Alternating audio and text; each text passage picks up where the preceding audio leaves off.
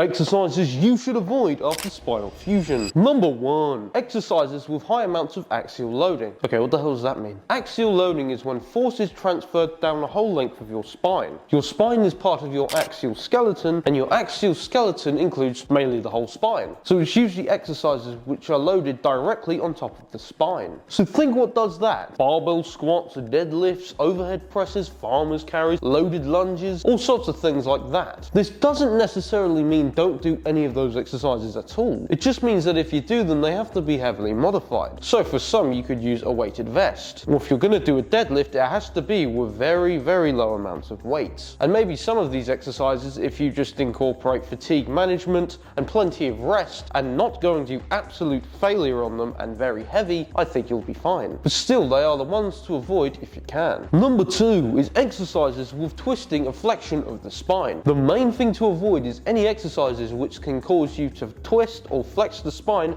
under load. This is most dangerous because flexing and twisting under load unevenly distributes force on the disc, and that is what usually leads to things like herniations over time. There's obvious exercises like crunches and sit-ups, but you most likely can't do them. And then you've got Russian twists because, I mean, it's in the name. But don't worry, there are exercises for your abs that you still can do. Don't worry about that one. But there are still exercises which can unknowingly cause you to twist or bend. For example, bent over one-arm dumbbell rows. Having weight on one side of the body while the spine is bent over causes it to rotate slightly, and this rotation isn't healthy if you have a fused spine. And it gets worse, especially if you do this exercise with a lot of weight. But it's not only that exercise, it's also other exercises like, say, a single arm cable row. The same principle is happening, except you're just sitting upright. The force is still pulling away and causing torsion of the spine. But don't worry, there are good alternatives. Perhaps a one-arm lat pull down. And number 3 is overhead presses. This applies to any overhead lifting movement in general. You should avoid these because your spine is a lot less stable when pushing things overhead. It's a lot harder to brace, unlike, say, a squat where you have all this intra-abdominal pressure going on. And it's very easy to deviate from form and accidentally bend to compensate when doing the last final reps. A lot of pressure is put on your adjacent joints when pressing overhead. And it ain't just overhead pressing like I said before. It can also be just any overhead exercise. For example, I used to do overhead tricep extensions and I was quite strong on them. Until I realized, hang on, I'm putting a lot of pressure on my spine just to train triceps. So what I did was I switched it out for tricep extensions. And number 4, last but not least, is explosive and high impact movements. So what does this mean? Exercises where you're boosting the weights up, yanking the weights, throwing the weights around, that kind of thing. These are the exercises to avoid because they